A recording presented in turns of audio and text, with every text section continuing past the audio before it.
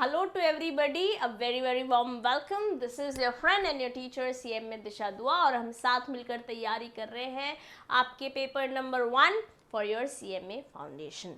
Previous session में हमने complete किया था अपना privity, yes stranger to contract, privity concept समझा था, doctrine of privities of contract समझा था और उसके एक्सेप्शंस भी जाने थे। एक्चुअली एक्सेप्शंस आज जानेंगे, ठीक है। इंडियन लॉ क्या बोलता है पहले ये समझते हैं और फिर इसके एक्सेप्शंस को देखेंगे। सो गाइज, जो हमारा इंडियन लॉ है वो बिल्कुल मतलब ब्रिटिशर्स के ज़माने में अंग्रेज़ों से लिया हुआ है। हमने जो इंडिया में लॉ लिया हुआ है मेजरली इंग्लिश लॉ के साथ अलाइंड है। The law in India is same as English law. According to Indian contract Act, consideration for agreement may proceed from a third party, but the third party who is stranger to the agreement cannot, पैसे आ तो सकते हैं third party से but sue नहीं किया जा सकता, yes, cannot sue on the agreement. A person who is party to contract alone can enforce the legal rights arising therefrom. जैसे कि हमने होलसेलर और मैन्युफैक्चरर के बीच में देखा था, बट रिटेलर अगर कितने भी प्राइस में बेच रहा है उसमें कुछ नहीं किया जा सकता। मैन्युफैक्चरर ने होलसेलर को बोला था कि आप जो बेचेंगे वो इस प्राइस से नीचे नहीं होना चाहिए और आगे कोई भी बेचेगा तो भी उस प्राइस से नीचे नहीं होना चाहिए। तो अगर आगे रिटेलर ने उस प्राइस से नीचे बेच दिया जिससे मैन्युफैक्चरर ने मना किया था तो वो सू नहीं किया कर सकते। सिर्फ होलसेलर और मैन्युफैक्चरर के बीच में ये कॉन्ट्रैक्ट हुआ था, ठीक है जी। यही बात यहाँ पर लिखी हुई है, but they are certain exceptions to Indian law, उसको हम पढ़ने वाले हैं। बहुत इंपॉर्टेंट टॉपिक है दोस्तों, मेरी बात को एकदम ध्यान से सुनना, it is very important. The following are the exceptions to the rule that a stranger to contract cannot sue. मतलब इन केसेस में stranger to contract भी sue कर सकता है। Okay, beneficiary of trust. Beneficiary of a trust, provision in marriage settlement, provision for maintenance or marriage expenses of female members in the family arrangement, assignee of a contract, acknowledgement of liability and agency contract. ये 6 अच्छे से detail में समझेंगे। यहाँ से question बनने की possibility definitely है, यहाँ से डेफिनेटली क्वेश्चन आपके एग्जाम में बन सकता है। वो केस के फॉर्म में भी आ सकता है, डायरेक्ट भी आ सकता है, ट्रू फॉल्स आ सकता है, some kind of fill in the blank आ सकता है, यस, कैसा भी क्वेश्चन बन सकता है। तो शुरू करते हैं। Beneficiary of a trust. A trust is created for the benefit of the beneficiary. मतलब जैसे कि मैंने, this is your Disha ma'am, ठीक है, मैंने अपनी डॉटर के लिए कि जब वो बड़ी हो जाएगी, when she let's say attains an age of 18 years, my daughter's name is Dira, मैंने उसके लिए ट्रस्ट बनाया जिसमें मैं पैसे डालती रहती हूँ। ये बनाया उसके लिए, बट किसी बैंक के साथ किसी अकाउंट में हुआ होगा ना, ये पैसे जो मैं एक्यूमुलेट कर रही थी, ये कॉन्ट्रैक्ट हुआ हम दोनों के बीच में। बट क्या दीरा फ्यूचर में इस जहाँ पे मेरा अकाउंट होल्ड हो रखा है यहाँ सू कर सकती है? Though she is not a party to contract, party to contract is only me and the bank और वट एवर एंटिटी और organisation this is, but still this person who is the beneficiary of this trust that I have created, ये बंदा सू कर सकता है। Though she is third party, though she is stranger to the contract, yes, hence the beneficiary can enforce provision of the trust even though he or she is stranger to the contract. I hope you have understood this. Okay, moving to the second pointer, provision in marriage settlement. A stranger to the contract can sue on contract where provision is made for him in marriage settlement. ठीक है, जैसे मान लेते हैं ये एक lady है, okay, इस लेडी का डाइवोर्स चल रहा था, ओके, डाइवोर्स चल रहा था अपने हस्बैंड के साथ। तो कुछ ग्रीवियंसेस थे, कुछ जिसके कारण डाइवोर्स हो रहा था। ओके। बट इस लेडी का अपनी मदर इन लॉ के साथ बहुत लव था, बहुत लव था, और उसने कहा कि ऐसा है जबकि हम डाइवोर्स हो चुके हैं, बट मैं आपको शादी जब हमारी थी, जब we were in relationship, me और your son and me, when we were in relationship, मैं तभी भी आपको कुछ पैसे देती थी अपनी इनकम में से, और मैं अब भी देती रहूँगी, ठीक है। अब ये जबकि डाइवोर्स हो चुका है, बट ये प्रोविज़न जो था मैरिज में हुआ था, मैरिज के सेटलमेंट में हुआ था।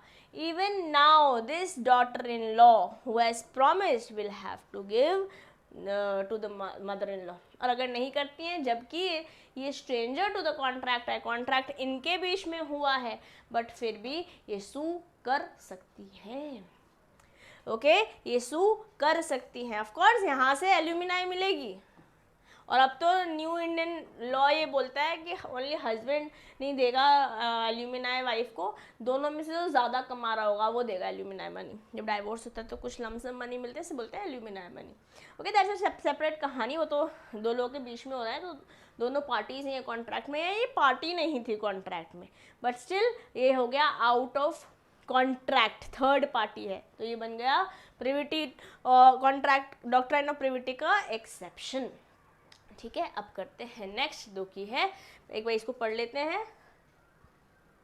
A stranger to the contract can sue on the contract where a provision is made for him in marriage settlement. Okay, moving forward to the third pointer, that is provision for maintenance or marriage expenses of female member under a family arrangement. अब एक example लेते हैं और इसको समझते हैं। एक Hindu undivided family business चल रहा है, ठीक है। यहाँ पर एक लड़की है, मतलब इस फैमिली में बहुत सारे लोग हैं, उसमें से एक जो है वो है ये ऋतिका, इसका नाम है Ritika. Ritika was living in an HUF, okay, in an HUF. The family had made a provision for her marriage. Eventually the family went through a partition, इनके बीच में क्या बोलते हैं बंटवारा हो गया, and Ritika filed a suit to claim her marriage expense. मतलब ये HUF के अंदर, जैसे मेरे पापा और दादा का बिजनेस है वो HUF था, मेरी बुआ के लिए अगर मेरे इस HUF में पहले अरेंजमेंट हो रखा था कि उनकी शादी के लिए एक्सपेंसेस है, तो चाहे पार्टीशन हो भी गया, वो एक्सपेंसेस मेरी बुआ क्लेम कर सकती है, ओके गाइस। वैसे ही स्क्रीन पर लिखा हुआ है, the court held the case because Kritika was beneficiary of the provision despite being a stranger to the contract. कहीं ना कहीं सिमिलर सा है जो हमने फर्स्ट पॉइंट पढ़ा था, बेनिफिशियरी ऑफ ट्रस्ट, वैसे ही ये HUF में भी होता है, okay. Moving forward to the fourth, assignee of a contract. Example समझते हैं फिर ऊपर चलेंगे। A assigns his insurance policy in favor of his wife. The wife can enforce it although she is not a party to contract. Contract इनके बीच में हुआ होगा, इंश्योरेंस कंपनी और मिस्टर ए के बीच में, बट इन्होंने असाइन कर रखी है ये पॉलिसी किसके नाम पर, अपनी वाइफ के नाम पे, जबकि वाइफ इस कॉन्ट्रैक्ट का पार्ट ही नहीं है। कॉन्ट्रैक्ट का पार्ट कौन है, एक ये और एक ये, but she is not a party to contract, but still she can sue, why, because she is been assigned, ये इंश्योरेंस पॉलिसी असाइन इनको हो रखी है, ठीक है, असाइनी ऑफ द कॉन्ट्रैक्ट, तो ये बन जाती हैं असाइनी ऑफ द कॉन्ट्रैक्ट, जबकि ये स्ट्रेंजर टू द कॉन्ट्रैक्ट है, but still she can sue, ठीक है। तो लास्ट सेशन अगर आपने नहीं देखा है पहले वो देखिएगा ताकि आपको अच्छे से समझ में आए, और अगर आपने लास्ट सेशन देख रखा है तो अभी आपको बहुत बेहतरीन तरीके से समझ आ रहा होगा। Next is acknowledgement of liability, ठीक है। जैसे फॉर एग्जाम्पल पीटर है, जॉन है और अर्जुन है, ठीक है। Peter gives ₹1000 to John, Peter ने 1000 रुपये जॉन को दिए, okay, to pay to Arjun, बोला कि अर्जुन को ये पैसे देने हैं। ये कुछ ऐसा एग्जाम्पल हमने पहले भी देखा है बिल्स ऑफ एक्सचेंज में, पीछे देखा था, okay. John acknowledges the receipt of fund to be paid to Arjun, इसने एक्नॉलेज कर दिया कि हाँ ठीक है मैं दे दूंगा, मैं पैसे दे दूंगा, यहाँ से जो पैसे यहाँ पर आए हैं वो आगे दे दिए जाएंगे, ऐसा एक्नॉलेज कर दिया। However, he fails to pay him. Arjun can sue John for recovery of the amount. Arjun जो है वो इसको सू कर सकता है, जबकि he stranger to the contract. कौन? Arjun is stranger to the contract, but यहाँ पर पेमेंट ऑलरेडी हो चुकी है, इन्होंने देना था, इन्होंने एक्नॉलेजमेंट दे रखा है कि हाँ मेरी लाइबिलिटी है, मैंने पैसे ले लिए हैं, मैं दे दूंगा। और अगर नहीं दिया है तो यहाँ पर भी though Arjun is stranger to the contract, he can still sue John and recover the money। ठीक है जी। नेक्स्ट देखते हैं एजेंसी कॉन्ट्रैक्ट। एजेंसी कॉन्ट्रैक्ट जैसे मान लेते हैं this is me, okay, she is my house help, she is my house help, she stays with me and helps me with my household chores and जब मैं class में होती हूँ तो मेरी बेबी का ख्याल रखती है। ठीक है, तो क्या हुआ, मैंने इनको बोला कि ऐसा है कि पास में जो अब्दुल की दुकान है, अब्दुल जी है ना हमारे तारक मेहता का उल्टा चश्मा वाले, वहाँ से कुछ सामान ले आओ। मान लेते हैं एक देश का नमक, टाटा नमक ले आओ, मैंने ऐसा बोला उसको। ओके, अब जो ये कॉन्ट्रैक्ट मेरे बीच में, मैंने क्योंकि मैंने मेरे बिहाफ पर मिनी गई, मेरे बिहाफ पे मेरी मिनी गई, तो मैं हो गई प्रिंसिपल और ये हो गई मेरी एजेंट। ठीक है, ये agent Mini being my agent goes to Abdul shop, Abdul भैया की दुकान पर जाएंगी और सामान लेकर आ जाएंगी, ऐसा मैंने उन्हें इंस्ट्रक्शन दिया। क्या हुआ, कॉन्ट्रैक्ट, ये पॉइंटर ही बोलता है एजेंसी कॉन्ट्रैक्ट में, contract which are entered by an agent on behalf of the principal can be enforced by principal even though he is not party to the contract. अब इनके बीच में जो भी ट्रांजैक्शन होगी, इनके बीच में मिनी और अब्दुल भैया के बीच में जो भी ट्रांजैक्शन होगी, जबकि मैं इस ट्रांजैक्शन की पार्ट भी नहीं हूँ, I can still sue, I can still sue Arjun भैया। वाई? अर्जुन भैया नहीं, अब्दुल भैया, अब्दुल भैया। Why? Because she is just acting on my behalf. देश का नमक लेने गई थी और पैसे दे दिए, बट देश का नमक देने की जगह पता नहीं कुछ और दे दिया, टाटा नमक की जगह सेंधा नमक दे दिया, मिर्ची दे दी, कुछ पाउडर दे दिया, टैल्कम पाउडर दे दिया। ठीक है, तो जबकि मैं इस कॉन्ट्रैक्ट में आई नहीं, कॉन्ट्रैक्ट में कौन आया था, मिनी एंड अब्दुल भैया, but still I can sue Abdul भैया। और सिमिलरली ये भी कर सकते हैं, though we are stranger to the contract to each other. ठीक है, these were the 6 exceptions to Indian law.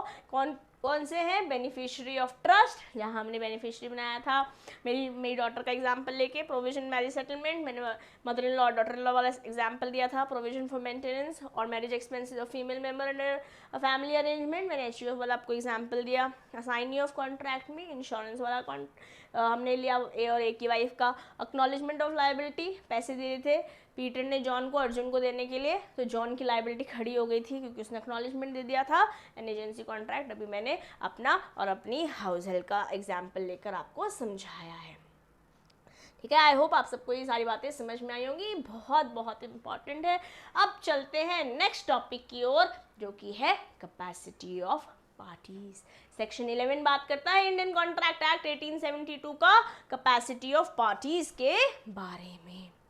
मतलब क्या बोल रहा है, इंडियन कॉन्ट्रैक्ट एक्ट बोलता है कि कौन कौन जना कॉन्ट्रैक्ट में आ सकता है लीगली, क्योंकि अगर लीगली आ सकता है तभी एनफोर्सेबल है। दो लोगों के बीच में अगर कुछ प्रपोजल हुआ, ऑफर हुआ, एक्सेप्टेंस हुआ, कंसिडरेशन है, तो अग्रीमेंट तो हो गया, बट उस अग्रीमेंट को एनफोर्स तब कर सकते हैं जब capacity to the party as per section 11 of Indian contract act 1872 होगी, अदरवाइज नहीं होगी। As per section 11, every person is competent to contract who has attained the age of majority, मतलब 18+ years का हो गया है जनरल केसेस में, और जहाँ पर गार्जियन है इंस्टेड ऑफ पेरेंट, कोई गार्जियन टेक कर रहा है, तो मेजॉरिटी की एज होती है 21 years. This is just for your personal knowledge, आपकी बुक में नहीं दे रखा है, आपके में तो सिर्फ मेजर के बारे में बात हो रखी है। ठीक है, majority who is of sound mind, मतलब एक ऐसी क्षमता होनी चाहिए कि आप सूझबूझ के डिसीजंस ले सकते हो। आप नो आपकी कोई ऐसी मेडिकल कंडीशन ना हो जहाँ पे आप कुछ you are not in sound mind, आप may be you are crazy और इनसेन, हो सकता है कुछ इश्यूज हो मेंटली, करेक्ट है, मेंटली इश्यूज नहीं होने चाहिए, तभी आप कंपीटेंट हो party as somebody who can enter into the contract and is not disqualified from contracting by any law which he is subject। और ऐसा किसी लॉ ने नहीं बोल रखा है कि आप कॉन्ट्रैक्ट में एंटर नहीं कर सकते। अभी तीनों बातें, माइनर, अनसाउंड माइंड और डिस्क्वालीफाइड बाय लॉ, वो हम समझेंगे डिटेल में आज ही के सेशन में। तो ये तीन बातें पढ़ी कि माइनर नहीं कर सकता कॉन्ट्रैक्ट में एंटर, कोई बंदा जो अनसाउंड माइंड का है वो नहीं कर सकता कॉन्ट्रैक्ट के अंदर एंटर, या फिर जो डिस्क्वालीफाइड है किसी लॉ के अंतर्गत, जो अभी करंटली हमारे इंडिया में लॉ चल रहे हैं उसके अंतर्गत अगर मना हुआ है तो आप कॉन्ट्रैक्ट में नहीं आ सकते, नहीं आ सकते। From the above provision of the section, it means the following types of person are not competent to contract, जैसे कि एक माइनर है ना, हमारे देश में कोई अगर 18 साल की उम्र से कम है तो इन जनरल माइनर कहलाता है, और एक माइनर किसी भी तरीके के कॉन्ट्रैक्ट में एंटर नहीं कर सकता है। जैसे फॉर एग्जांपल एक मिस्टर एक्स है जिनकी उम्र है 17 साल, ठीक है, he has entered into a contract with mister Y जिसकी उम्र है 30 साल। उन्होंने एक कॉन्ट्रैक्ट में एंटर किया टू सेल अ हाउस, ठीक है, एक हाउस बेचना चाहा, तो क्या ये कॉन्ट्रैक्ट वैलिड है? No, this contract is void ab initio, starting से ही। Y void? क्योंकि यहाँ पर जो पार्टी है वो इनकम्पिटेंट है to enter into a contract, ये कॉन्ट्रैक्ट में एंटर कर ही नहीं सकती है। Okay, as per section 3 of Indian Contract, Indian Majority Act, not Indian Contract Act, Indian Contract Act तो सेक्शन 11 में बात करता है तीनों के बारे में, चाहे वो मेजर माइनर हो, चाहे अनसाउंड माइंड हो, चाहे डिस्क्वालीफाइड पर्सन हो। यहाँ पर बेसिकली कैपेसिटी टू कॉन्ट्रैक्ट के बारे में बात करते हैं सेक्शन 11 में। अब सेक्शन 3 ऑफ मेजॉरिटी एक्ट बात करें, Indian majority act of 1875, every person in India is a minor if he has not attend the age of 18 years of age. Okay, आपकी बुक में भी दिया हुआ है जो मैंने 18 और 21 वाली बात बताई थी, तो 18 इन जनरल है, बट अगर आप गार्जियंस एंड वार्ड एक्ट 1890 देखते हो, आप किसी गार्जियन के अंडर हो तो आपकी एज 21 हो जाती है अगर आपको एज अ मेजर ट्रीट करना है। Okay, however in case of minor whose person or property or both a guardian has been appointed under the Guardian and Wards Act, or whose property is under the superintendence of any court of wards before he attains 18 years of age is 21 years। मतलब हो सकता है किसी के parents नहीं है, उनको कोई गार्जियन अपॉइंट हो रखा है उस बंदे का, उस वार्ड का, ठीक है, तो जो किसी गार्जियन के सुपरविजन में है उसके लिए age of majority is 21 years. अभी इंपॉर्टेंट पॉइंट है, यहाँ से क्वेश्चन आपके एग्जाम में बन सकता है गाइस, ये इंपॉर्टेंट बात है, इसे भूलेंगे नहीं, ठीक है। अगर केस स्टडी के फॉर्म में क्वेश्चन आ जाता है, आई होप ऐसे क्वेश्चन का भी आप आंसर दे पाएंगे। ओके, चलिए, the position of minor agreement and effect is as under, बहुत इंपॉर्टेंट है गाइस, मेरे साथ ध्यान से इस बात को समझिएगा। ओके, बहुत इंपॉर्टेंट पॉइंट है, यहाँ से एग्जाम में क्वेश्चन बनने की वेरी हाई पॉसिबिलिटी है, और बहुत इजी भी है। इजी और इम्पॉर्टेंट तो एक डेडली कॉम्बिनेशन है ना, हम तो चाहते हैं ऐसे क्वेश्चन आए। आइए, an agreement with an minor is void ab initio, starting से ही वॉइड है। जैसे मान लेते हैं शाकला का बूम बूम का जो संजू है, शाकला का बूम बूम, देखा है आपने शाकला का बूम बूम? हम तो देखते थे जब हम छोटे बच्चे थे, तुम भी कभी देखना जब तुम्हें समय मिलेगा, अगर आपने नहीं देखा है तो। वो एक से मैजिक पेंसिल थी, कुछ बनाता था और वो बन जाता था। हाँ, शाकला का बूम बूम वाला संजू जो है, जिसकी उम्र लेट्स से 10 ईयर्स है या 12 ईयर्स है, व्हाटएवर ले लो, 18 साल से कम, अगर वो किसी भी तरीके के अग्रीमेंट में आता है किसी भी बंदे के साथ, किसी भी कंपनी के साथ, किसी भी पार्टी के साथ, ठीक है, तो ये कॉन्ट्रैक्ट जो है वॉइड एब इनिशियो है, स्टार्टिंग से ही रद्द है। क्यों? क्योंकि ये कॉन्ट्रैक्ट जो है एक कैपेसिटी टू कॉन्ट्रैक्ट वाले बंदे के साथ नहीं आया, party to capacity of the party नहीं अलाउ करती है सेक्शन 11 के अंदर। ओके जी, फिर क्या है? The law of estoppel does not apply against minor, it means the minor can always plead his minority despite earlier misrepresenting to be a major. In other words, he cannot be held liable on agreement on the ground that since earlier he has asserted him that he attained the majority and now he has actually not. क्या मतलब है? मान लेते हैं ये राम, ठीक है, राम है तो अभी 16 साल का या 17 साल का, ठीक है, और उसने एक बंदा है मोहन जिसकी एज है 25 साल, उसको बोला कि मुझे ना आपसे उधार चाहिए, लोन चाहिए, जिसके लिए मैं अपना एक पीस ऑफ लैंड जो है आपको गिरवी रख रहा हूँ। इसने बताया कि इसने एज जो है झूठ बोला कि मेरी एज जो है वो 18 ईयर्स है, 18 ईयर्स प्लस है, ठीक है। अब मोहन ने जबकि एक कॉन्ट्रैक्ट में एंटर किया, पूछ के मतलब बताया, ऐसे मिस रिप्रेजेंट किया था किसने? राम ने, बट स्टिल जब फ्यूचर में अगर कोई लाइबिलिटी खड़ी होती है तो राम जो है अपना पलड़ा झाड़ सकता है under the position of minor arrangement, क्योंकि लॉ ऑफ एस्टॉपल यहाँ पर लगने लगता है। अब राम जो है यहाँ पर जबकि उसने गड़बड़ करी है बट फिर भी बच जाएगा, ऐसा हमारा इंडिया का कानून कहता है, ठीक है जी। नेक्स्ट देखते हैं, doctrine of reinstitution does not apply against a minor, no relief can be granted. Let's say if an infant obtains property or goods by misrepresenting his age, he can be asked to restore it, but only as long it is traceable in his possession. मान लेते हैं ये एक minor है, ठीक है, this girl is a minor, उसने अपनी झूठ एज बताकर कोई प्रॉपर्टी ले ली, ठीक है, sum property she has taken. अब ये प्रॉपर्टी वापस ले सकते हैं, ये प्रॉपर्टी जिस बंदे ने दी है वो वापस ले सकती है तब तक जब तक ये प्रॉपर्टी ट्रेसेबल है। अगर ट्रेस नहीं हो पा रही है तो पर्सनल लायबिलिटी माइनर की नहीं होगी। इसे बोलते हैं डॉक्ट्राइन ऑफ री institution, very very important.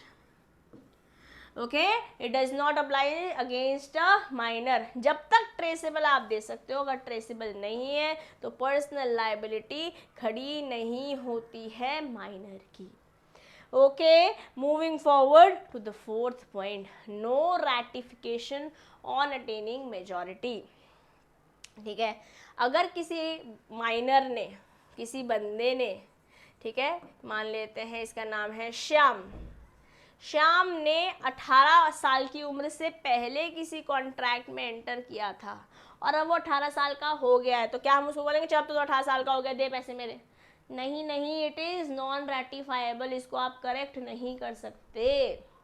Okay, so what does it say? The minor party can not ratify the contract upon attaining majority unless the law specifically allows this. अगर law बोल रहा है तो कर सकते हैं, अगर कोई स्पेसिफिक लॉ बोल रहा है, जैसे पार्टनरशिप में बोलते हैं कि अगर आप कोई माइनर जो है बेनिफिट्स ऑफ पार्टनरशिप के लिए मतलब एज अ बेनिफिट से पार्टिसिपेट कर रहा है पार्टनरशिप में, सब कोई माइनर है, और जब वो मेजर बन जाता है तो या तो जब उसे पता चलता है कि वो बेनिफिट्स ले रहा है, या फिर जब 6 महीने बीत जाते हैं 18 साल की उम्र होने के बाद, इन दोनों में से जब भी later, whatever happens later, जो बेनिफिट्स के लिए एडमिटेड था पार्टनर, उसको बताना होगा कि वो इस पार्टनरशिप अरेंजमेंट में पार्टिसिपेट करना चाहता है या नहीं। क्योंकि अगर बता देता है कि मैं करना चाहता हूँ तो उसकी भी लायबिलिटी वैसी खड़ी होएगी जैसे बाकी लोग की खड़ी होती है इस पार्टनरशिप अरेंजमेंट में, इस पार्टनरशिप बिजनेस में, ठीक है। और अगर बोलता है कि नहीं मुझे नहीं रहना है पार्टनर, तो वैसे ही ट्रीट होगा, अब उसकी लायबिलिटी खड़ी नहीं होगी। ठीक है। इंडियन पार्टनरशिप एक्ट पढ़ेंगे आप इंटर में, वहाँ पर देखेंगे भी हमारे फाउंडेशन में इंडियन पार्टनरशिप एक्ट 1932 नहीं है। बट एक छोटी सी बात है, मैंने ये बात इसलिए बताई है क्योंकि कोई स्पेसिफिक लॉ बोलता है रेटिफिकेशन करना अलाउड है तो कर सकते हैं, अदरवाइज इन जनरल केसेस नहीं होगा।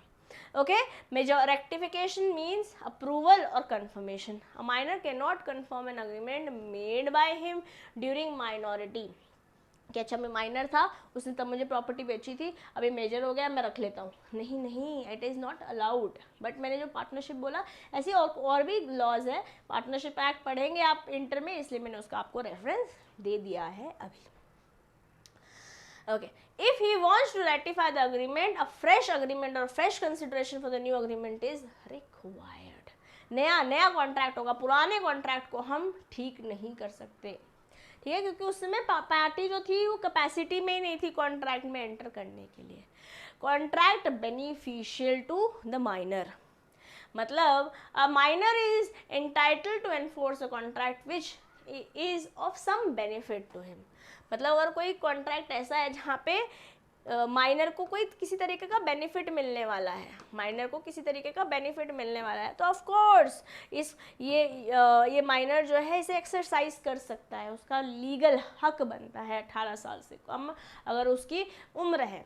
Minority is a personal privilege and minor can take advantage of it and bind the other parties. हाँ, ये एक एक्सेप्शन है, प्रिविलेज में आ जाता है। अगर जैसे हमने ट्रस्ट के बारे में बात नहीं करी थी मेरी डॉटर के लिए, ट्रस्ट बेनिफिशियरी, जबकि वो थर्ड पार्टी थी बट वो स्टिल सू कर सकती थी, वैसे ही लाइन पर ये भी है।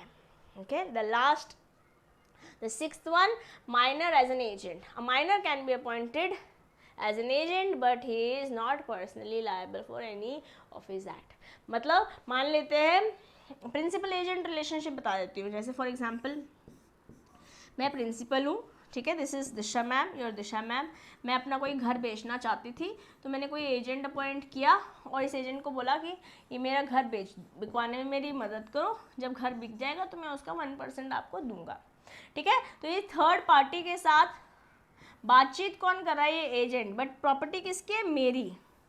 ओके, तो क्या एजेंट 18 साल से कम उम्र का हो सकता है? देखो, मैं एजेंट को अपॉइंट किया जा सकता है if that person is a minor, but उसको सिर्फ और सिर्फ बेनिफिट्स के लिए कर सकते हैं, बेनिफिट्स के लिए कर सकते हैं, लायबिलिटी नहीं होती। ये बात समझ लो, माइनर हो तो आप प्रिविलेज में हो, माइनर हो तो आप प्रिविलेज में हो। आप सोच रहे होंगे काश थोड़े समय पहले बताया होता, अभी अभी अभी अभी मेजर हुआ। हाँ, ऐसा हुआ है, कोई बात नहीं बेटे, हम कुछ गलत काम नहीं करेंगे। पर्सनली लायबल नहीं होता है माइनर, ठीक है। Okay, minor as an agent का एक और एग्जाम्पल दिया हुआ है। लेट्स से फॉर एग्जाम्पल, ये आपने क्या था, बालिका वधू, बालिका वधू सीरियल देखा है?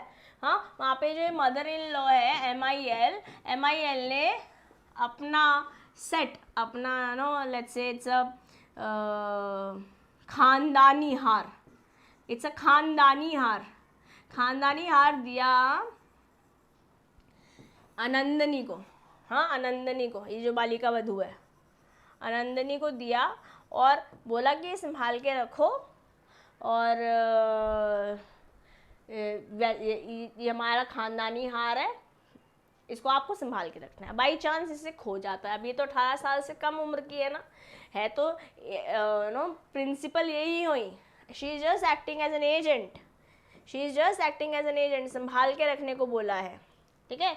अब अगर खो भी गया तो ट्रेस हो जाएगा तो मैं ले लेंगे वापस, बट अगर खो भी गया तो पर्सनल लायबिलिटी एजेंट की खड़ी नहीं होती है दोस्तों, नहीं होती है, ठीक है जी, नहीं होगी। आगे बढ़ते हैं 7th पॉइंट की ओर, माइनर्स लायबिलिटी फॉर नेसेसिटीज। अब ये क्या है? If somebody has supplied a minor or is dependent with necessities, minor's property is liable, but a minor cannot be held personally liable. मान लेते हैं एक माइनर है, ठीक है, उस माइनर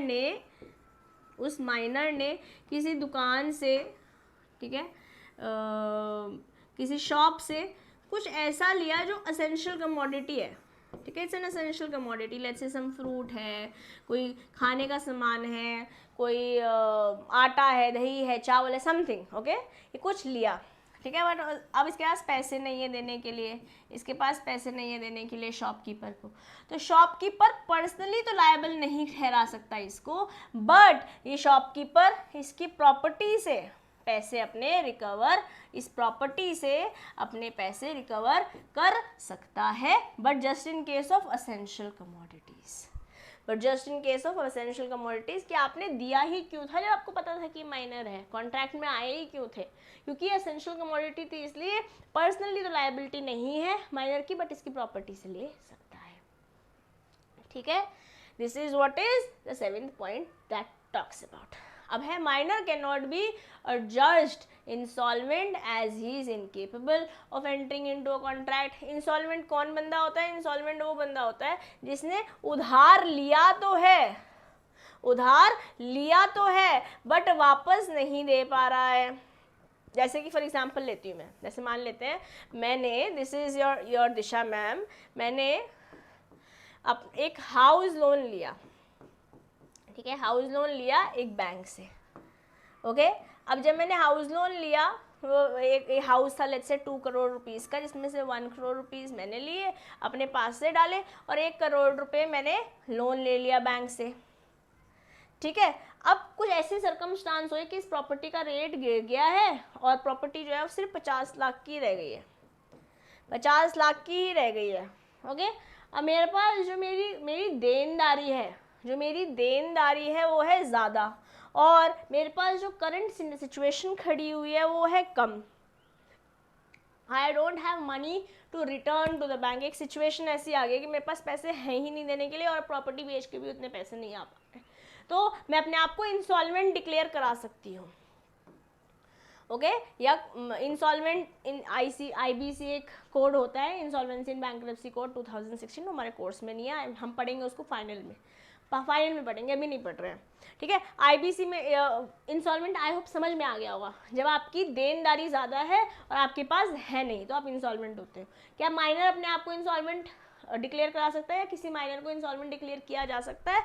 नहीं किया जा सकता, क्योंकि वो पार्टी नहीं, कंपीटेंट ही नहीं है ना, that party is not competent to enter into a contract, okay. I hope again ये बात भी आपको समझ में आ गई होगी दोस्तों, ओके।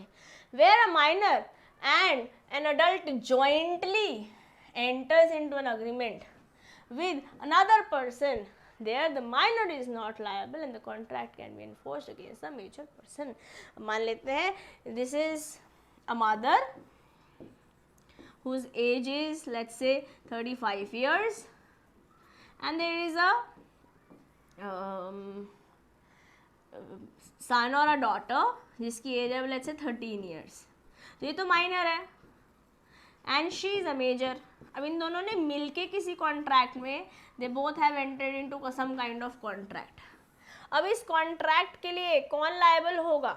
इस कॉन्ट्रैक्ट के लिए अगर कोई लायबिलिटी खड़ी होती है तो जो ये सन है उसकी लायबिलिटी तो कुछ नहीं है, बट क्या मदर की लायबिलिटी होएगी? हाँ भैया, इनकी लायबिलिटी तो होगी, इनकी तो लायबिलिटी होगी, क्योंकि ये तो पार्टी कंपीटेंट टू कॉन्ट्रैक्ट है ना, बट शायद जॉइंटली हुआ था तो इस सन की कोई लायबिलिटी नहीं है। माइनर की प्रिविलेज है गाइस, माइनर की चांदी ही चांदी है।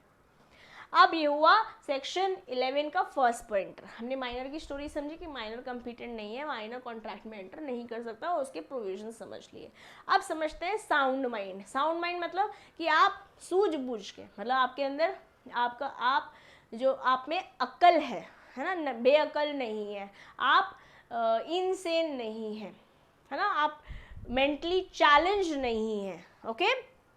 आप साउंड माइंड के होने चाहिए, चाहे वो जैसे माइनर था ना, जैसे ये हैरी पॉटर है, 18 साल से कम उम्र का है इस पिक्चर के अंदर, 18 साल से कम उम्र का है, जैसे माइनर किसी कॉन्ट्रैक्ट में नहीं आ सकता है, ऐसे ही कोई बंदा अगर अनसाउंड माइंड का है, अनसाउंड पर्सन है, जिसकी जैसे बर्फी में अपन ने प्रियंका चोपड़ा को देखा, झिलमिल है ना, झिलमिल था ना इनका नाम, झिलमिल, और ये हैरी पॉटर, हैरी पुत्र हैरी पॉटर, जैसे माइनर की सिचुएशन थी, माइनर की पोजीशन थी कि वो पर्सनली लायबल नहीं हो सकता, ऐसे ही पर्सन ऑफ अनसाउंड माइंड की भी पोजीशन आती है सेक्शन 11 में. शी और she is also not a party competent to contract, where he or she is capable of understanding it and forming a rational judgment as to affect upon his interest. जहाँ पे incapable है वहाँ पर unsound mind का है, but अगर कोई समझ आती है कि मेरे अच्छे या बुरे के लिए कोई काम हो रहा है, मैं इस बात को समझ सकती हूँ, तो मैं साउंड माइंड की हूँ, तो मैं साउंड माइंड की हूँ. ओके, अब sound mind person for the purpose of contracting section 12 में बात करता है. A person is said to be of a sound mind for the purposes of making contract if at the time when he makes it, जब contract में आप enter कर रहे हो उस समय आप जो है स्टेबल सेंसेस में होने चाहिए. Okay, or he or she is capable of understanding it and forming a rational judgment. सूझबूझ के आप अपने फ़ायदे या नुकसान के लिए उस कॉन्ट्रैक्ट में एंटर कर सकते हो. ऐसा सेन माइंड में आप साउंड माइंड में होनी चाहिए. अ person who is usually of unsound mind, हो सकता है कोई बंदा जनरली तो अनसाउंड माइंड का है, जनरली मेंटली अनस्टेबल रहता है, बट कभी कभी स्टेबल रहता है. तो जब आप स्टेबल पोजीशन में हो और उस समय आप कॉन्ट्रैक्ट में एंटर करते हो और ये बात प्रूव हो जाती है कोर्ट में, तो आप कॉन्ट्रैक्ट में एंटर कर सकते हो. ध्यान से सुनिएगा मेरी बात. अगर आप अनसाउंड माइंड के हो तो आप कॉन्ट्रैक्ट में एंटर नहीं कर सकते. अगर आप ऐसे बंदे हो जो कभी कभी अनसाउंड माइंड में हो, कभी कभी साउंड माइंड में हो, तो जब आप साउंड माइंड में हो आप कॉन्ट्रैक्ट में एंटर कर सकते हो, अनसाउंड माइंड में हो कॉन्ट्रैक्ट में एंटर नहीं कर सकते. ठीक है, यही बात यहाँ पर लिखी हुई है. A person who is usually of unsound mind but occasionally of sound mind may make a contract when you are in sound mind. जब साउंड माइंड में हो तो आप कॉन्ट्रैक्ट में एंटर कर सकते हो. A person who is usually of sound mind but occasionally of unsound mind may make a contract when he is of, may not make a contract when he is of unsound mind. कहने का मतलब simple बात ये है कि अगर आप एक ऐसे बंदे हो कि जनरली आप अनस्टेबल रहते हो बट कभी कभी स्टेबल रहते हो, तो जब स्टेबल रहते हो तभी कॉन्ट्रैक्ट में एंटर कर सकते हो. अब दूसरा केस है, वैसे आप जनरली साउंड रहते हो बट कभी कभी अनसाउंड रहते हो, तो जब आप अनसाउंड रहते हो तो कॉन्ट्रैक्ट में एंटर नहीं कर सकते. साउंड रहोगे तभी कॉन्ट्रैक्ट में एंटर कर सकते हो. Bottom line is this. ठीक है, कभी कभी दोहरे आते हैं, जब दोहरे आते हैं तब आप कॉन्ट्रैक्ट में एंटर नहीं कर सकते हो. ओके, एक बहुत बेहतरीन दो इलस्ट्रेशन दिए हैं, दोनों ही इंपॉर्टेंट है. एग्जाम के परव्यू से भी, यहाँ से एग्जाम में केस स्टडी के फॉर्म में क्वेश्चन पूछ लेंगे आपसे और ऑप्शन दे देंगे, अकॉर्डिंगली आपको चूज करना होगा. ठीक है, ध्यान से सुनिएगा मेरी बात को. A patient in a lunatic asylum, पागल खाने में, है ना, who is eight intervals of sound mind may contract during those intervals. जब आप स्टेबल साउंड माइंड में हो तब आप कॉन्ट्रैक्ट में एंटर कर सकते हो दोस्तों. ठीक है. A sane mind who is delirious from fever, मतलब आपको इतना बुखार है कि आपको समझ ही नहीं आ रहा व्हाट इज हैपनिंग. ओके, या फिर who is so drunk that he can not understand the contract. थोड़ा लिटिल की जगह ज़्यादा हो गई है.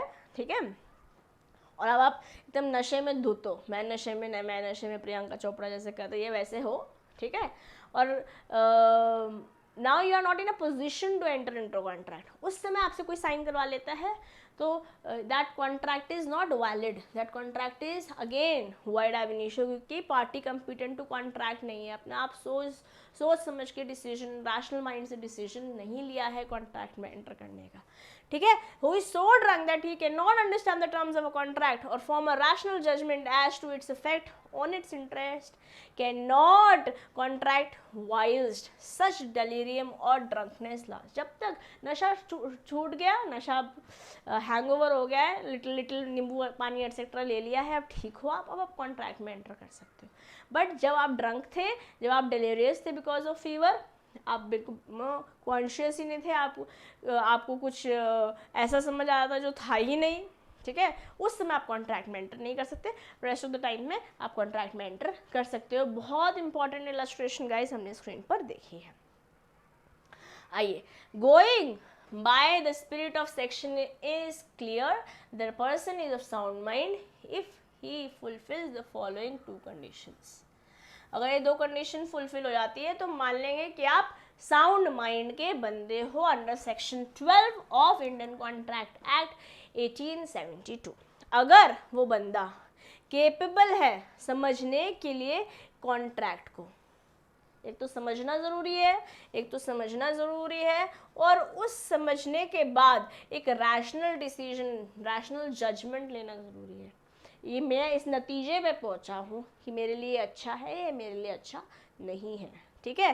ही और she is capable of forming a rational judgement about the effects of such contract on his interest. अब ये मेजर होना पड़ेगा, साउंड माइंड होना पड़ेगा, दो बातें हमने देख ली है। Okay, in both the cases the person not satisfying any of the two, मतलब ये प्लस है और नहीं है, और नहीं है, एंड है, एंड है, दोनों ही चीज़ होनी चाहिए कि आपको समझ में आना चाहिए और आप रैशनल जजमेंट लेने के काबिल भी होने चाहिए उस सिचुएशन में जब आपने कॉन्ट्रैक्ट में एंटर किया था। दोनों इंपॉर्टेंट है, यहाँ से बहुत हाई पॉसिबिलिटी अगेन एग्जाम में क्वेश्चन बनने की, इंपॉर्टेंट है गाइस, इंपॉर्टेंट है। In both the cases, the person not satisfying any of the two condition is not treated as a person of sound mind. ये दोनों बातें ज़रूरी हैं, समझना भी और रैशनल जजमेंट लेना भी। ओके, क्वेश्चन अगर आ गया तो दोनों पॉइंट्स आपके क्लियर, एंड होना चाहिए और नहीं एंड होना चाहिए, तो आप आंसर करेक्ट हो जाएगा, ठीक है। आइए क्वेश्चन देखते हैं। With regard to the contractual capacity of persons of unsound mind, which of the following statement is most appropriate? A person of unsound mind may never enter into a contract. A person who is of unsound mind can enter into a contract. A person who is usually of unsound mind can contract when at the time of entering into contract of sound mind. Generally तो आप unsound mind के रहते हो, but जब sound mind में हो तब आप contract में enter कर सकते हो. A person who is occasionally of unsound mind can contract, although at the time of the making contract he is of unsound mind. आप unsound mind में हो तो आप क्या rational decision ले सकते हो? क्या आप समझ सकते हो? नहीं, तो डी तो आंसर नहीं है. ओके, अगर कोई बंदा अनसाउंड माइंड का है, हाँ वो तो एंटर कर ही नहीं सकता है, ठीक है. तो ए और डी तो आंसर नहीं है. बी और सी में से क्या आंसर होगा गाइस, बताओ मुझे. अ person who is of unsound mind, क्या वो कॉन्ट्रैक्ट में आ सकता है? नहीं आ सकता है. तो कौन आ सकता है? जो है तो ओके, जनरली आप अनसाउंड माइंड के हो, बट जब आप साउंड माइंड के हो तब आप कॉन्ट्रैक्ट में आ सकते हो. इसलिए आंसर हो जाएगा C to this question. Yes, answer क्या हो जाएगा दोस्तों? C to this question.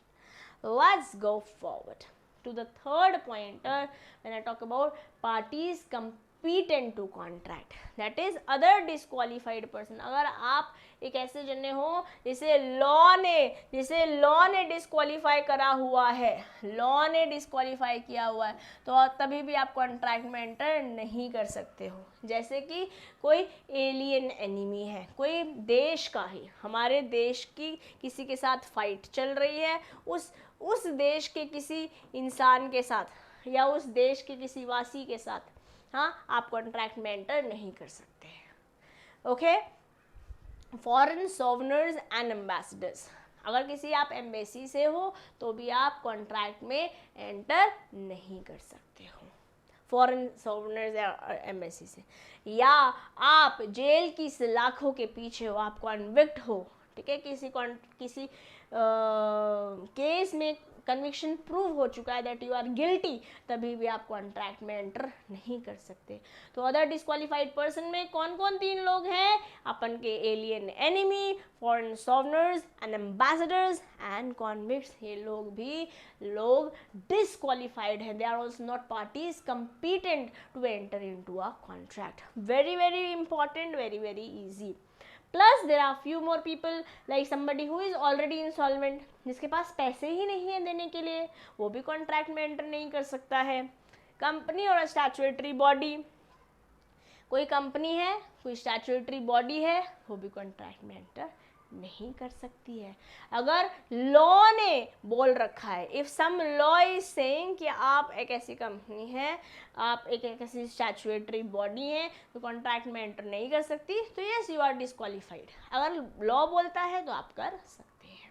क्योंकि इन जनरल आपने कंपनी के बारे में क्लास 11 में पढ़ा था कि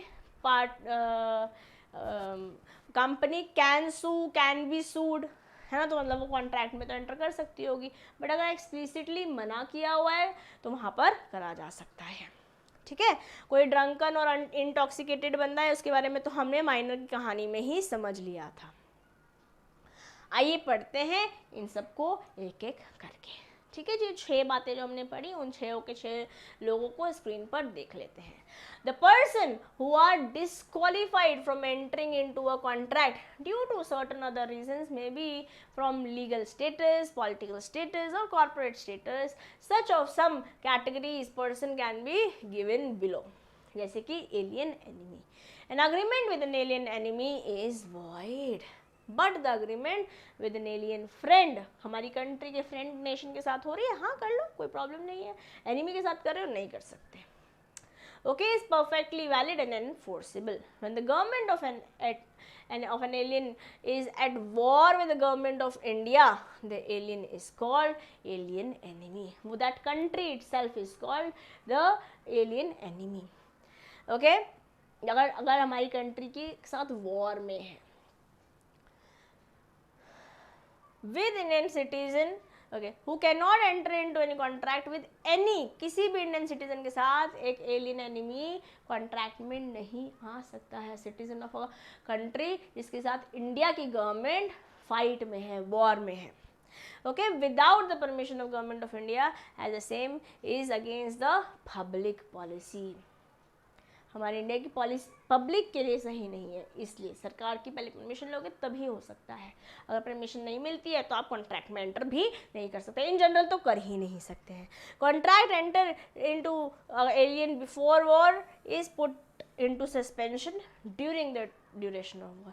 अगर कोई कॉन्ट्रैक्ट पहले से था, मतलब इंडिया और किसी कंट्री, सम अदर कंट्री, ठीक है, इन दोनों के बीच में फाइट जब नहीं थी, जब फाइट नहीं थी उस समय पे एक कॉन्ट्रैक्ट था किसी इस कंट्री के बंदे के साथ, अभी के लिए for the time where fight is happening, उस समय के लिए सस्पेंड हो जाएगा उस समय के लिए, उस पीरियड के लिए, जब तक फाइट चल रही है तब तक के लिए, उस पीरियड के लिए ये कॉन्ट्रैक्ट सस्पेंड हो जाएगा अगर फाइट से पहले कोई कॉन्ट्रैक्ट हो रखा है। यहाँ से भी क्वेश्चन बन सकता है, अगर मैं आपकी एग्जामिनर हूँ तो मैं तो पक्का यहाँ से इफ्स एंड बट से क्वेश्चन बनने की पॉसिबिलिटी होती है, इसलिए ये पॉइंटर भी आपके लिए इम्पॉर्टेंट है दोस्तों, it is important. I hope आप सबको मेरी बातें समझ में आ रही है ना, भेजे में जा रही है ना, मुझे कमेंट बॉक्स में BMGG दे दीजिएगा अगर मज़ा आ रहा है तो। ठीक है, आइए फॉरेन सॉवरनर्स एंड एम्बेसडर्स के बारे में जानते हैं। Foreign sovereigns and their representatives enjoy certain privileges, है ना। जैसे अगर आप दिल्ली में जाते हो क्या चाणक्यपुरी साइड, वहाँ सारी एम्बेसीज हैं, उन सब के पास कुछ प्रिविलेजेस हैं, कुछ इम्यूनिटीज़ हैं। Okay, in every country they can not enter into a contract accept through their agents residing in India. They can sue Indian citizens, but an Indian citizen cannot sue them क्योंकि उनके पास कुछ privileges हैं, कुछ immunities हैं। Foreign embassies तो India के citizens को सू कर सकती हैं, बट इंडिया के सिटीजन्स फॉरेन एम्बेसीज को सू नहीं कर सकते। ठीक है, वेरी इंपॉर्टेंट है बच्चों, बहुत इंपॉर्टेंट। ये अगेन एक्सेप्शन से क्वेश्चन बनने की पॉसिबिलिटी हाई होती है जब पेपर टफ आ रहा होता है। जब इजी आ रहा होता है तो हमारे को पॉइंटर्स तो आने ही चाहिए, है ना। इंडियन कॉन्ट्रैक्ट एक्ट खाली यहाँ नहीं है, आप अब जब पढ़ लेते हो तो आपको ग्रेजुएशन में भी मदद मिलेगी, आपको CMA इंटर में भी मदद मिलेगी। और ये एक लॉ है जो खाली CMA में नहीं है, CS में भी है, CA में भी है। अगर आप लॉ कर रहे हो वहाँ पर भी है, आप नॉर्मल BCom प्रोग्राम कर रहे हो, ऑनर्स कर रहे हो, सब जगह जहाँ पे भी आप लॉ पढ़ते हो, बिजनेस लॉ पढ़ते हो, वहाँ पर है। अगर आप फ्यूचर में बैंकिंग में जाना चाहते हो वहाँ पर भी है। ओके, चलिए आइए आगे बढ़ते हैं। कॉन्विक्ट्स तो मतलब आप प्रूवन गिल्टी हो, जेल की सलाखों के पीछे हो, आप भी किसी तरह की कॉन्ट्रैक्ट में एंटर नहीं कर सकते। You are also a disqualified person under Indian Contract Act 1872. A convict cannot enter into a contract under imprisonment. Insolvent is a person who is unable to discharge his liabilities, जिसकी देनदारी है वो नहीं दे पा रहा है. Therefore has applied for adjudged insolvency or such proceedings have been initiated by any of his creditors. मतलब मैंने आपके पैसे देने थे और मैं दे नहीं पा रही हूँ, तो आपने IBC IBBI होता है, एक बोर्ड होता है, या फिर पूरा प्रोसेस है. खैर उसके बारे में तो मैं बात नहीं करूँगी आपसे. IBC के बारे में हम फाइनल में ही बात करेंगे, जल्दी मिलेंगे हम फाइनल में भी, है ना. अभी फाउंडेशन अच्छे से क्लियर कर लेते हैं. ये समझते हैं, जो अगर प्रोसेस चालू हो गया है, आपने मेरे पे केस फाइल कर दिया है ट्राइब्यूनल में कि ये बंदी मेरे पैसे नहीं दे सकती है, इंसॉल्वेंसी प्रोसेस चालू हो गया है, को अभी शायद प्रूवन गिल्टी नहीं भी हुआ है. इस प्रोसेस में भी अगर मेरे पे प्रोसेस चालू हो गया है इंसॉल्वेंसी का, या मैंने खुद ही को अपने आप को डिक्लेयर करा लिया insolvent, whatever may be the scenario, अब मैं कॉन्ट्रैक्ट में किसी के साथ एंटर नहीं कर सकती हूँ. I am a disqualified person इस सिचुएशन में. चाहे मैं खुद बोल दूँ या फिर मेरी किसी क्रेडिटर जिसकी मेरे को पैसे देने हैं वो मेरे को प्रोसीडिंग्स में ले जा चुका है, लिटिगेशन में को ले जा चुका है, ट्राइब्यूनल के पास ले जा चुका है, DRT डेट रिकवरी ट्रिब्यूनल होता है कि भैया ये मेरे पैसे नहीं दे रही है, सरकार दुहाई हो, पैसे मेरी किसी तरीके से अरेंज कराओ. ठीक है, आगे बात करते हैं. कंपनी और स्टैट्यूटरी बॉडी.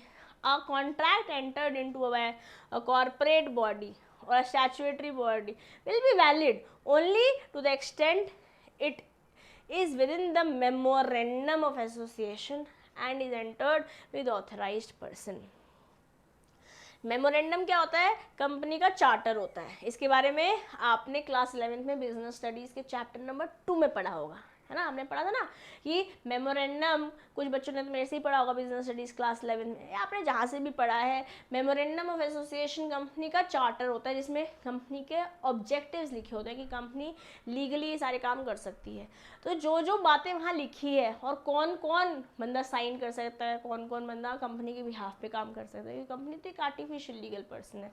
कंपनी हमारे जैसे देख खा बोल तो नहीं सकती, बट हाँ उसका वो सेपरेट लीगल स्टेटस दिया हुआ है कंपनी को. ठीक है. अब कंपनी जो है सिर्फ उतना ही कॉन्ट्रैक्ट में आ सकती है जितना MOA में लिखा हुआ है, मेमोरेंडम ऑफ एसोसिएशन में लिखा हुआ है.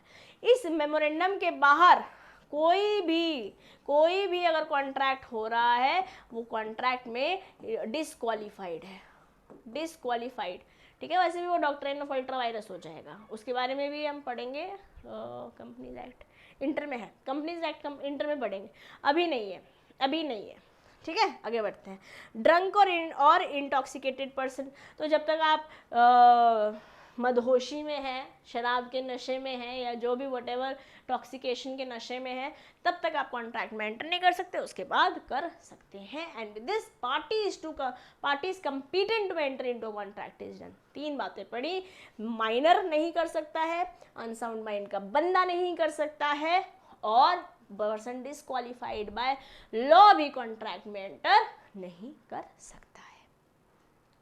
ठीक है जी. अब चलते हैं, कुछ 2-3 बातें रह गई हैं. आज हम फ्री कंसेंट, मिस रिप्रेजेंटेशन और मिस्टेक, ये तीनों बातें पढ़ेंगे. तीनों बहुत इंपॉर्टेंट है, मेरी बात को ध्यान सुनिएगा क्योंकि सावधानी हटी और दुर्घटना घटी. very important guys, listen to me very carefully, very important. Exam में क्वेश्चंस डेफिनेटली बनेंगे, यहाँ से चांसेस नहीं, पक्का से बनेंगे, पक्का से क्वेश्चन बनेंगे.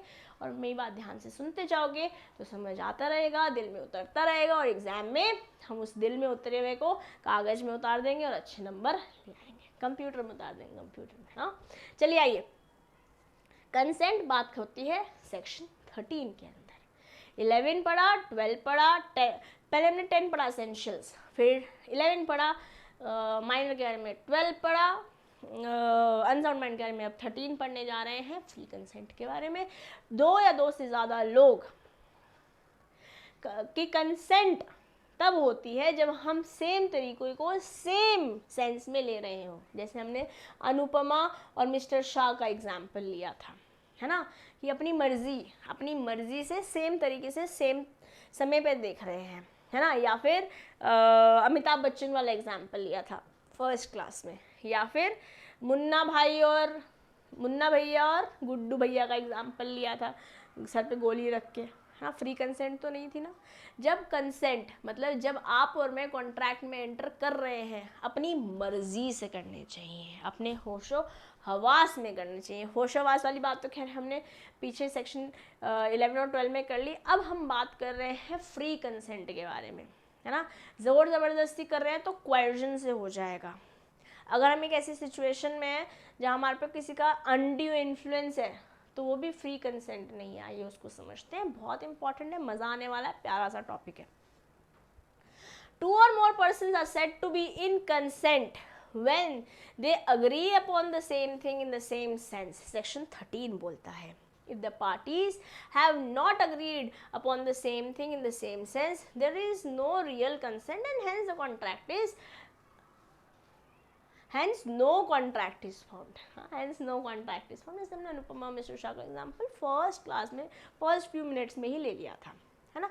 अब as per section 14 of Indian contract act, consent is said to be free when it is not caused by, जब ये कॉज किन कारणों से नहीं होगी, लाइक क्वेर्जन। क्वेर्जन मतलब जबरदस्ती।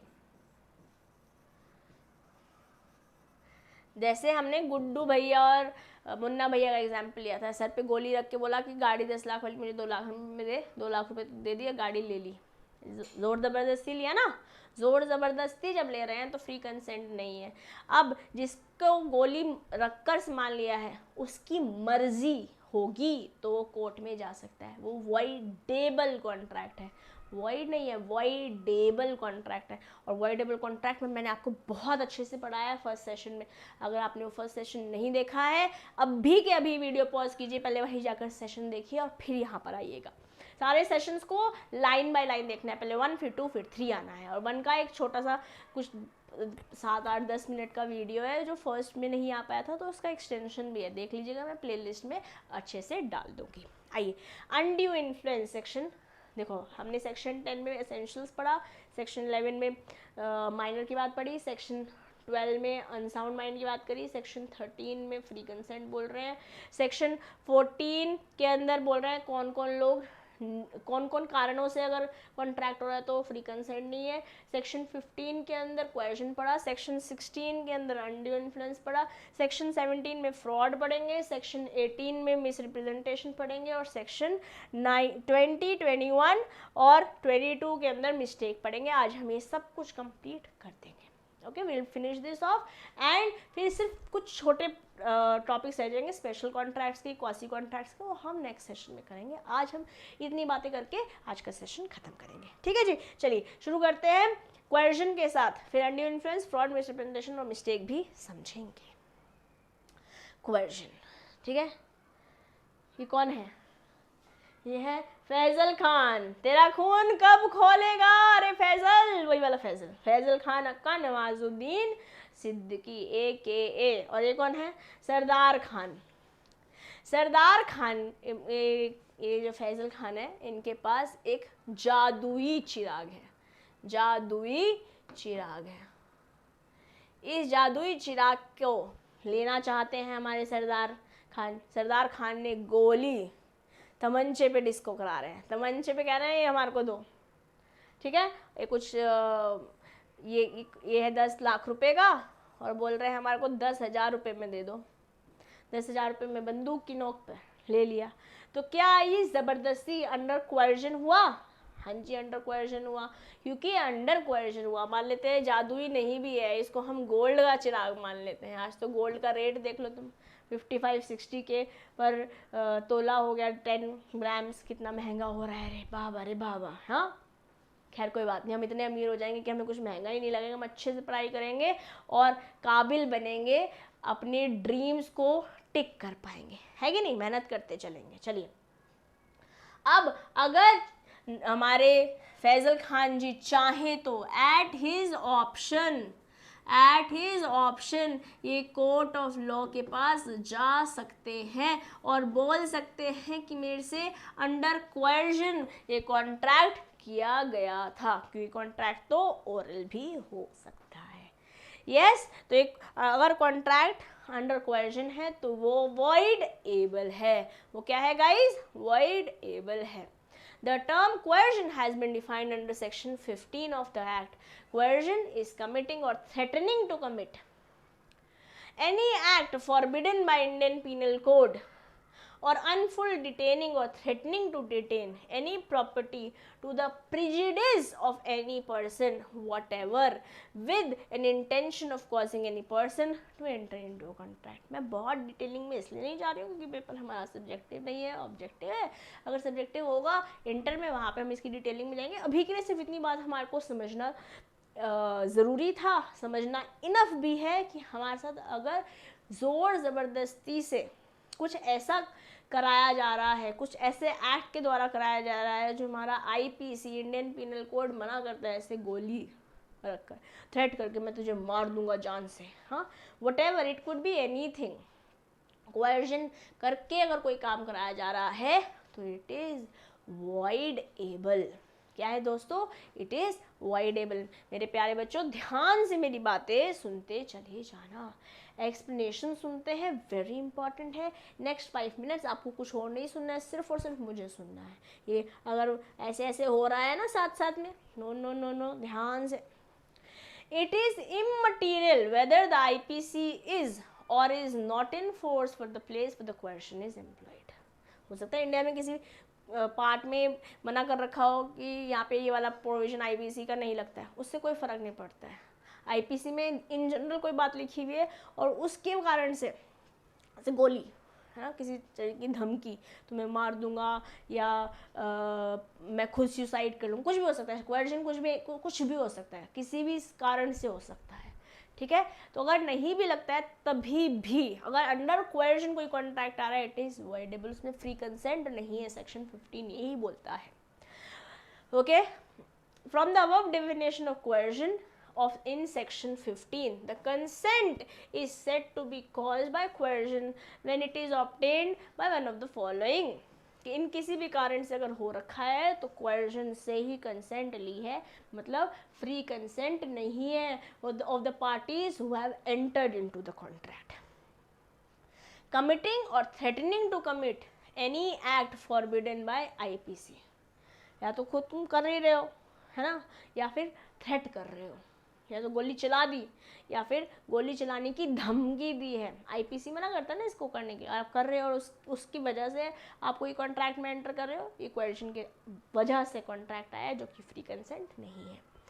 अनलॉफुल डिटेनिंग और threatening to detain the property, अगर तूने नहीं किया ना, तेरे को कहीं जाने नहीं दूंगा, तेरी प्रॉपर्टी हड़प लूँगा, ये इस जगह पे जो तेरा प्रॉपर्टी है ना, जो तेरी लैंड है, पीस ऑफ लैंड है, इसको मैं कब्जा लूँगा. इट कुड बी एनीथिंग, या तो कब्जा ली है या धमकी दी है कब्जाने की. ठीक है, ये भी क्वेश्चन है.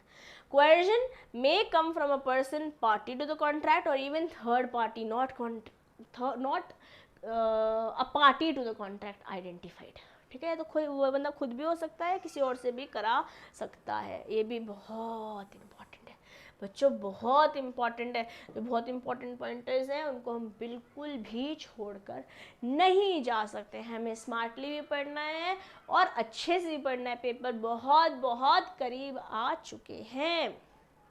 आइए, unlawful detaining also amount to the coercion. अगर आपने जो लॉ बोल रहा है उसको विरोध कर है ना, अनलॉफुली कोई चीज़ आपने अपने पास रख ली है, वो भी कोएर्जन है. If a person unlawfully detains or give a threat to detain any property to the prejudice of any person whatever with an intention of causing any person to enter into an agreement amount to coercion. जैसे ये मेरी sister है, okay, ये मेरी sister है. मेरी sister ने मुझे ना बिठा रखा है, ठीक है, मेरे घर के अंदर ही बिठा रखा है, लेट्स से फॉर एग्जांपल, और बोल रखा है ये एक प्रॉपर्टी है, इस प्रॉपर्टी के पेपर्स पर साइन कर. ठीक है, प्रॉपर्टी के पेपर पे साइन कर वरना मैं तुझे जाने नहीं दूंगी, मैं तुझे जाने नहीं दूंगी. तो मुझे क्या कर रखा है, डिटेन कर रखा है. मुझे क्या किया हुआ है, मेरे घर में डिटेन कर रखा है या धमकी दे रहे हैं डिटेन करने की. तो क्या अगर मैं इस प्रॉपर्टी के पेपर में साइन कर भी देती हूँ, क्या ये वैलिड होगा? क्या ये मेरा फ्री कंसेंट से मैंने साइन किया है? नहीं, बिल्कुल भी नहीं. और क्योंकि मैंने फ्री कंसेंट से नहीं किया है तो क्या हो जाएगा, ये कॉन्ट्रैक्ट वॉइडेबल हो जाएगा. मैं और मेरी बहन में तो इतना प्यार है, वो कहेगी कि मुझे कोई प्रॉपर्टी चाहिए, वो उसको धमकी देने की जरूरत ही नहीं, मैं ऐसे ही दे दूँगी, है कि नहीं? ऐसे ही तो होते हैं भाई बहन। चलो खैर आगे बढ़ते हैं। Effect of coercion according to section 19, when the consent is caused by coercion, fraud, misrepresentation, the agreement is voidable। इसके बारे में तो हम पहले दिन से बात करते आ रहे हैं, और अगर हमने तब voidable नहीं समझा होता तो मैं आज हमें समझ ही नहीं आता क्या बात कर रहे हैं हम, है ना। At the option of the party whose consent was so caused. तो अब यहाँ पर मैं अगर चाहूँ तो जा सकती हूँ कोर्ट ऑफ लॉ में, और मुझे लगता है कि ठीक है कोई बात नहीं, आज भी इसी का है कल भी इसी का है, तो इट डजेंट मैटर, तो कॉन्ट्रैक्ट वैलिड हो जाएगा, वेरी मच वैलिड हो जाएगा। ठीक है, वॉइडेबल तब है अगर मैं कोर्ट पे के पास ले जाती हूँ, जो अग्रीव्ड पार्टी है जिसके साथ जोर ज़बरदस्ती से कॉन्ट्रैक्ट में एंटर कराया गया है, वो रिसिंड करा सकता है, इस कॉन्ट्रैक्ट को कैंसिल आउट करा सकता है। The aggrieved party may opt to rescind the contract. If the aggrieved party seeks to rescind the contract, he must restore the benefits so obtained under the contract of the other party. अब मान लेते हैं, वापस पुराने example पे चलते हैं, जैसे सरदार खान ने 10,000 रुपये देकर ये लैंप लिया था, है ना। तो जब अगर ये कोर्ट के पास जाता है और लैंप बस के वापस आ जाता है, तो जो 10,000 रुपये लिए थे ना, ये वापस देने होंगे, ये लिखा हुआ है।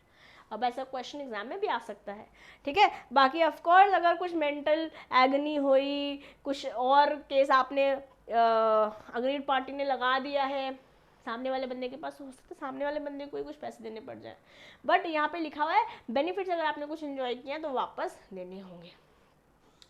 It should be noted that the threat to commit suicide also amounts to coercion. Very important। इसके बारे में मैंने आपको पहले ही बताया था, दोबारा से स्क्रीन पे लिखा हुआ है। मुझे ऐसा फीलिंग आ रहा है कि ये क्वेश्चन एग्जाम में आ जाएगा, ठीक है, ये क्वेश्चन एग्जाम में बन सकता है। तो अगर आप किसी को धमकी दे रहे हैं ना, अगर तुमने नहीं किया तो मैं मर जाऊंगा, मैं अपनी नस काट लूंगा, ये नस काट लूंगी, तूने मुझसे शादी नहीं करी तो। हाँ, मेरी तो शादी हो रखी है, हाँ मेरे बेटे, बट अगर ऐसी कोई धमकी वमकी दी है सुसाइड करने के लिए, तो वो भी कोएर्शन ही है, वहाँ पे भी फ्री कंसेंट नहीं है दोस्तों। आओ, some special cases which are prone to be constructed cases of coercion are discussed as under। okay, अगर prosecution में है, what is prosecution? A mere threat to prosecute a man or file suit against him does not constitute coercion। मैं बोल रही हूँ कि देख भाई, तूने मेरे पैसे नहीं दिए ना, तो मैं तेरे अगेंस्ट केस कर दूंगा, देख तेरे को कहाँ जेल की चक्की ना पिसाई तो मैंने। तो क्या ये coercion है? नहीं, coercion नहीं है। ओके, ये सब स्पेशल केसेस है। जबकि मैं थ्रेट कर रही हूँ, लॉ कोर्ट के पास लेकर जाऊंगी, ठीक है, कंप्लेन कर दूंगी तेरी, but that still not coercion, ठीक है, is not constituted as coercion। very very important guys, very very important। Okay, क्योंकि पेपर हमारा जो है सब्जेक्टिव है, तो ये सारे पॉइंटर से क्वेश्चन बन सकते हैं। In the case of Andhra Sugar Limited versus State of AP या All India 1968 supreme court 599 volume, इस तरीके से इसको डिसाइड करते हैं जब कोई केस लिखा हुआ होता है, ठीक है। क्या है? It was held that compulsion of law is not coercion, is not fraud, is not misrepresentation, is not mistake, or even undue influence। क्या नाम है? Andhra sugar versus state of Andhra Pradesh, AP, ठीक है। This is the case law. इस case law के अंदर बोला गया है, अगर कोई थ्रेटनिंग हो रही है कि हम लोग तेरे पे केस कर दूंगा, तेरे को प्रोसिक्यूट कर दूंगा, ठीक है, लिटिगेशन स्टार्ट कर दूंगा तुझ पर, तो ये this is not amounting to any of the circumstances that are mentioned under section 14, चाहे वो कोएर्शन हो, अनड्यू इन्फ्लुएंस हो, फ्रॉड हो, मिसरिप्रेजेंटेशन हो, या फिर मिस्टेक हो, ठीक है। High prices and high interest rate, charging high interest rate, high prices etc. is also not coercion, as the same is not prohibited under the IPC। कोई चीज़ IPC में मना कर रखी है तो ही वो coercion है, ठीक है। अगर मैं बोल रही हूँ कि मैं तो अगर कोई सामान 10 रुपये का, बट मैं उसे 1000 में बेचना चाहती हूँ, तो मेरी मर्जी, तुम्हें खरीदनी है खरीदो, नहीं खरीदनी मत खरीदो, मैं आपसे ज़ोर ज़बरदस्ती नहीं कर रही हूँ। High prices, high interest rate is not coercion, ठीक है। A threat to commit suicide, consent to an agreement may at times be obtained by threatening to commit suicide. ये स्पेशल केसेस हैं जहाँ पर कोएर्जन जो है डिस्कस हुआ गया है। ओके यहाँ पर अगर वैसे तो हमने बोला कमिट सुसाइड कर रहे हो, सुसाइड करने का धमकी दे रहे हो, तो ये कोएर्जन में ही आता है। और यहाँ पर ऐसा कुछ नहीं लिखा है, फर्स्ट 2 पॉइंटर्स में लिखा हुआ है नॉट, ये सिर्फ 6 स्पेशल केस लास्ट पॉइंटर में आपके साथ डिस्कस हुआ है। ठीक है, तो क्या लिख बोल रहा है, a threat to commit suicide, consent to an agreement may at times be obtained by threatening to commit suicide. आइए क्वेश्चन देखते हैं और फिर आगे बढ़ेंगे फ्रॉड की ओर। नहीं, अभी अनड्यू इन्फ्लुएंस बाकी है, पहले अनड्यू इन्फ्लुएंस देखेंगे। ठीक है, आइए देखते हैं सेक्शन 16 के अंदर देखेंगे अनड्यू इन्फ्लुएंस। पहले वाला क्वेश्चन समझ लेते हैं क्या है ये क्वेश्चन और इसका आंसर क्या होना चाहिए। A threatened to commit suicide, A ने धमकी दी कि if his wife did not execute a sale deed in favour of his brother, the wife executed the sale deed. This transaction is voidable due to under influence, voidable due to coercion, void being immortal, or void being forbidden by law. Suicide करने की धमकी दी, अगर मेरे भाई के नाम पे नहीं करी ना प्रॉपर्टी तो मैं मर जाऊंगा। तो क्या हुआ, ये अनड्यू इन्फ्लुएंस हुआ, क्या हुआ, कोएर्जन हुआ। सुसाइड में जोर जबरदस्ती कर रहे हैं ना, और एक हो जाएगा वॉइडेबल हो जाएगा क्योंकि कोएर्जन किया। अगर तूने नहीं किया ना मैं मर जाऊंगा। ठीक है, तो ये हुआ वॉइडेबल। इसको हमने पहले भी देखा था और स्पेशल केस के अंदर भी देखा है। अब देखते हैं अनड्यू इन्फ्लुएंस। अभी तो हमने देख ही लिए सब लोगों ने, बस एक बंदा ही काफ़ी है। कौन सा जी पे आया है I think, Zee whatever it is, जैसे नेटफ्लिक्स है वैसे जी समथिंग है ना, Z5 है शायद, वहाँ पर है ना एक बंदा ही काफ़ी है। अगर कोई भी कॉन्ट्रैक्ट या कोई भी एक्ट आप किसी के अनड्यू इन्फ्लुएंस के अंदर आकर करते हो तो वो भी वॉइडेबल है। अगर किसी बाबा जी ने कुछ कहा है इस लेडी को, हाँ ये तुम किसी का बलि दे दो, किसी का खून कर दो, किसी कुछ कर दो, know something, it is something which is done under the influence, undue influence, that is also voidable contract. इसको और अच्छे से समझते हैं आने वाले पॉइंटर्स के साथ।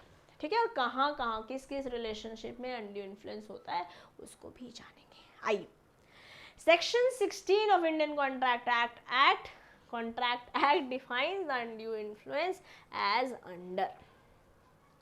A contract is said to be induced by undue influence where the relations subsisting between the parties are such that one of the parties is in a position to dominate the will of the other. जैसे एक lawyer और उसके client का relationship है। Undue influence है ना, ऐसा लग रहा है कि ये लॉयर बोल रहा है तो सही बोल रहा होगा। डॉक्टर और पेशेंट का रिलेशनशिप है, ये गुरुजी वाला रिलेशनशिप था। Yes, no offences to anybody who follow any spiritual gurus, I also follow a spiritual guru, है ना। ये अब ये तो पर्सनल चॉइसेस है। No there is no offence that I am no, there is no intention कि मैं आपके बिलीव्स को गलत बताऊं। ठीक है, it is just an example, एक कहानी है जो मैं आपको पढ़ा रही हूँ। It is just a disclaimer coming from my side. आइए आगे बढ़ते हैं। Dominate the will of the other and use that position to obtain an unfair advantage of the other.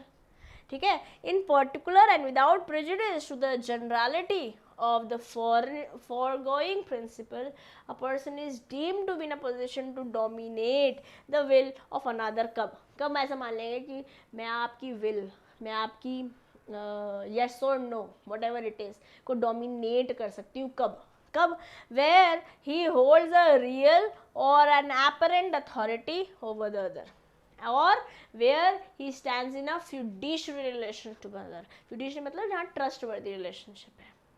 जैसे गांधी जी फिड्यूशियल रिलेशनशिप में थे इंडिया में जब इंडिपेंडेंस चल रहा था, है ना। ट्रस्ट कर रहे हैं यहाँ पे ट्रस्ट है और उस ट्रस्ट पे एडवांटेज लेके आप कुछ गड़बड़ कर रहे हो तो अनड्यू इन्फ्लुएंस है।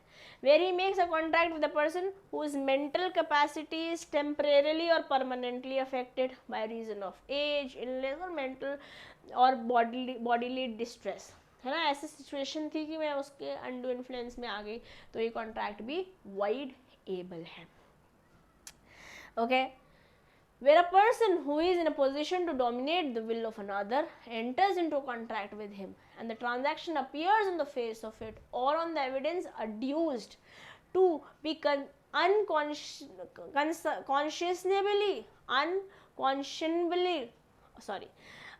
the evidence adduced to be unconscionable, the burden of proving that such contract was not induced by undue influence shall lie upon the person to dominate the will of the other. जिसने अगर मान लेते हैं आपने बोला कि ये teacher है, इसने मुझे बोला था करने के लिए, तो अनड्यू इन्फ्लुएंस तो है। अब यहाँ पर मुझे ही प्रूव करना होगा कि मेरा अनड्यू इन्फ्लुएंस नहीं है, तो जिसको बोला है जो डोमिनेट कर रहा है उसी को प्रूव करना पड़ेगा कि मैंने कुछ नहीं किया है, जस्ट इन केस आपका और मेरा केस चला जाता है कोर्ट में। ठीक है जी। Nothing in the subsection shall affect the provision of section 111 of Indian Evidence Act 1872. Indian evidence act आपके कोर्स में नहीं है। तो हम कहाँ कहाँ देख सकते हैं कि अनड्यू इन्फ्लुएंस कौन कौन से रिलेशनशिप्स में हो सकता है? इन सभी जगह हो सकता है।